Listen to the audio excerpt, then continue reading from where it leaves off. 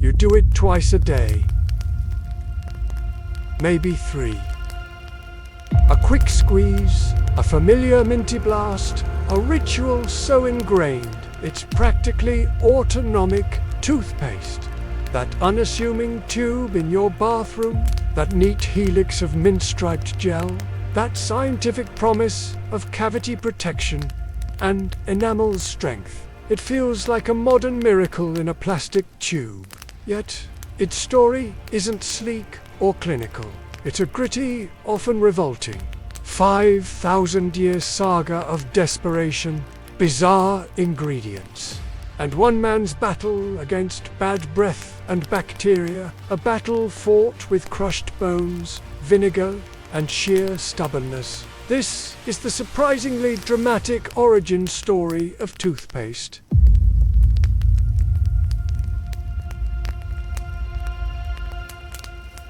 Think about it. We smear this slightly abrasive, chemically complex paste onto tiny, vulnerable bones protruding from our gums. Bones we absolutely rely on. We trust this paste implicitly to wage a microscopic war against an enemy we can't see, fueled by the very food we eat. It whitens, it freshens, it protects. How? What alchemy happens between that bristle and your enamel?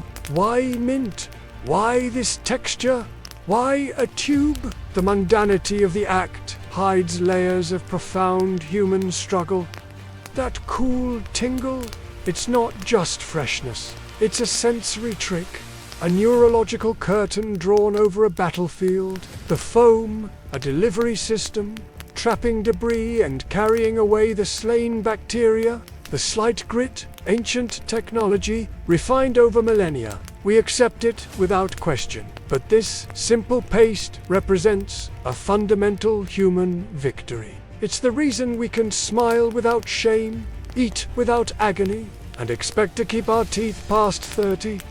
It's a shield against pain, social exile, and the slow, creeping rot that haunted our ancestors. The mystery isn't just what it does, but why we fought so long and so strangely to create it. What horrors necessitated this minty marvel?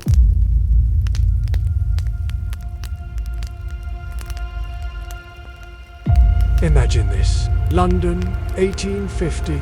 The air is thick with coal, smoke, and something else. A pervasive, sweetish rot. It's the smell of decaying teeth. Dentists are more like battlefield surgeons, wielding pliers without anesthetic. Toothache is a universal agony, a constant companion for rich and poor alike. Queen Victoria herself endured the humiliation and pain of terrible teeth. What did people do? Their arsenal was grim, bizarre, and utterly ineffective. The ancient Egyptians in 5000 BC used a powder of crushed ox hooves, ashes, burnt eggshells, and pumice. Basically, sandpaper for your enamel. The Romans preferred urine. Yes, urine. Valuing its ammonia content for whitening, and abrasive mixtures with crushed bones and oyster shells. Medieval Europeans used rough linen cloths dipped in salt or soot. By the 1700s and 1800s, tooth powder was common, sold in small boxes. Its ingredients: chalk, brick dust, charcoal, pulverized porcelain, even burnt bread, sometimes flavored with bark or fruit peel. Effectiveness: 0. These concoctions abraded enamel, irritated gums, and did nothing to stop decay. Worse, they often introduced more bacteria. Bad breath. Halitosis wasn't even a medical term yet. Just a social death sentence was rampant. Tooth loss wasn't just likely, it was inevitable, often starting young. George Washington's famous dentures, made from hippo ivory and other people's teeth, weren't unusual, just expensive. The poor simply suffered, endured the pain, hid their smiles, or had teeth ripped out in taverns by traveling tooth drawers. Eating was often painful, Smiling was risky, life expectancy was low, but toothlessness arrived decades earlier. The mouth was a dark, painful, smelly cave. The need wasn't for freshness, it was for salvation.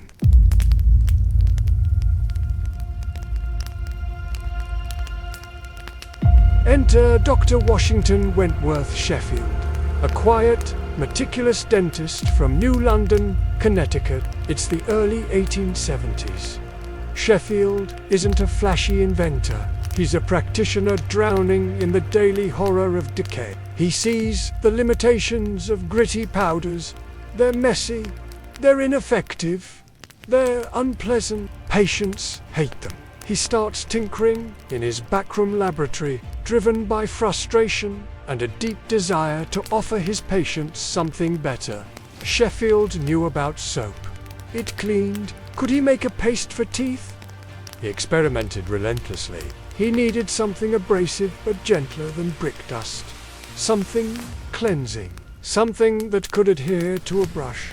He settled on chalk as the base abrasive. Then came the cleaning agent.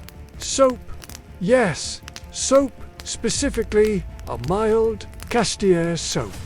To make it palatable. Glycerin for smoothness and sweetness, and peppermint oil to obliterate the soapy taste and provide that clean sensation after countless failed batches. Too gritty, too slimy, too soapy. He nailed the formula in 1873. He called it Dr. Sheffield's Creme Dentifrice, a smooth cream you could spread on your brush. No clouds of powder, it tasted acceptable, mostly masking the soap. It cleaned teeth noticeably better than powders. Patients loved it. But there was a problem. Storage. He sold it in small ceramic jars. Patients would dip their wet toothbrushes directly into the jar. Sheffield, a germ theory believer, a cutting-edge idea, then was horrified. He knew they were introducing bacteria back into the cream with every dip, creating a petri dish in the bathroom. His elegant solution risked becoming a source of disease. Inspiration struck not from a lab, but from his artist son, Lucius. Lucius was using oil paint squeezed from tin tubes. Sheffield saw it instantly. A collapsible, sealed tube. He could put his Creme Dentifrice in a tube. Patients could squeeze out a portion without contaminating the rest. In 1881, Sheffield began manufacturing the world's first toothpaste in collapsible tubes. It was hygienic, convenient, and portable. He patented the tube idea specifically for toothpaste. This wasn't just a new product. It was the birth of modern oral hygiene packaging. The minty shield against the dark age of decay had found its perfect vessel.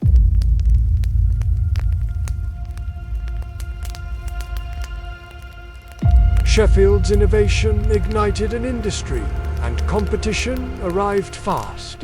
His old dental supply company, Colgate and Company, founded by soap maker William Colgate, had been selling tooth powder since the 1840s. Seeing Sheffield's success, Colgate chemists scrambled. By 1896, Colgate Ribbon Dental Cream debuted, a paste in a tube, suspiciously similar to Sheffield's, but backed by massive manufacturing and marketing muscle. The toothpaste wars had begun. The early 20th century was a golden age of dubious claims and bizarre additives. Soap was replaced by synthetic detergents like sodium lauryl sulfate in the 1940s, creating richer lather and finally banishing the soapy aftertaste. Abrasives evolved from harsh chalk to gentler silica and hydrated silica. But marketers ran wild. Radio jingles promised pink toothbrush, a minty freshness that would guarantee romance. Fluoride was the true game changer, but its path was rocky. In 1914, researchers identified fluoride's potential, but early formulations were crude and sometimes toxic. Painstaking research, particularly the Grand Rapids fluoridation study starting in 1945, proved fluoride's safety and dramatic cavity-fighting power. Crest, launched by Procter & Gamble in 1955 with Floristan, became the first ADA-accepted fluoride toothpaste in 1960. Cavity rates plummeted. The tube itself evolved. Lead tin gave way to aluminum, then plastic. Pumps replaced squeezes for some. The paste morphed. Gels appeared. Stripes were perfected. Whitening pastes with peroxides or blue covarine dominated the 1990s and 2000s. Sensitivity formulas used potassium nitrate or stannous fluoride to block nerve pain. Each iteration addressed a new desire or perceived need, building on Sheffield's core concept, a convenient, effective paste in a tube.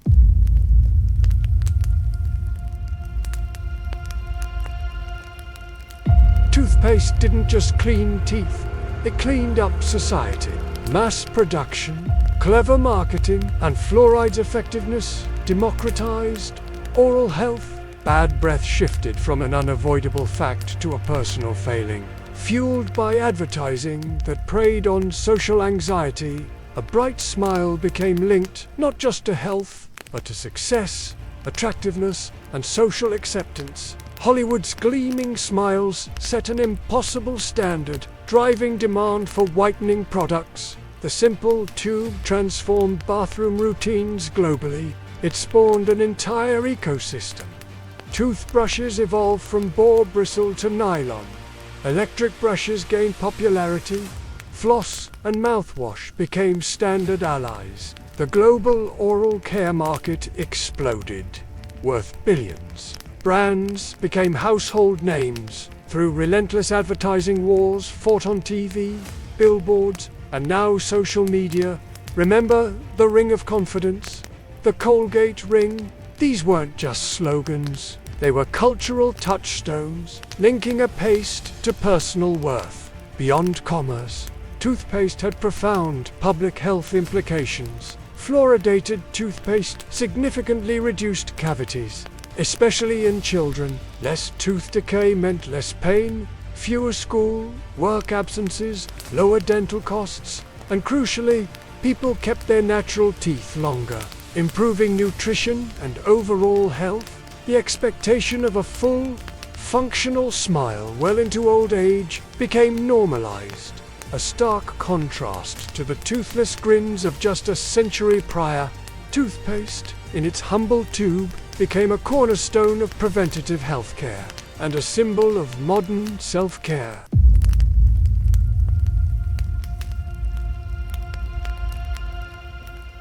So, what about that tube on your sink today?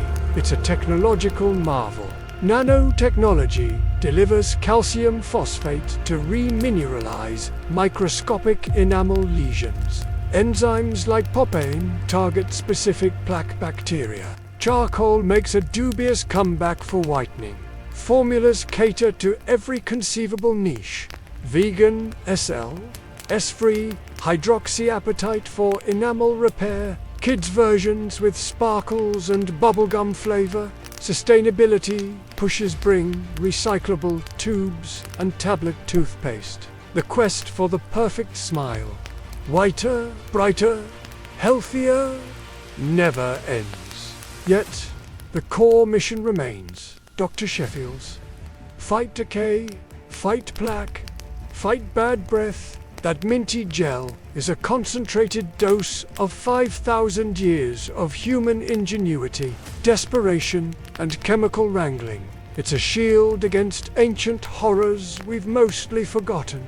The agony of abscesses, the shame of rotten breath, the crippling pain of toothache.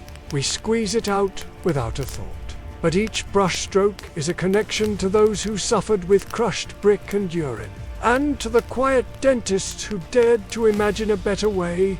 Toothpaste is more than a commodity. It's a testament to our refusal to accept unnecessary suffering. It's a victory of science over superstition, hygiene over decay, It transformed a fundamental human experience from one of dread to one of routine care. The next time you squeeze that cool stripe onto your brush, remember the grit, the soap, the desperation, and the sheer brilliance it took to get it there. Remember Washington, Sheffield, peering at an artist's paint tube and seeing the future of a million smiles? That unassuming tube, it's not just toothpaste, it's bottled progress. It's the taste of civilization winning, one minty fresh brush at a time. Thanks for watching Brand Anatomy. What everyday object's origin story should we explore next? Let us know in the comments.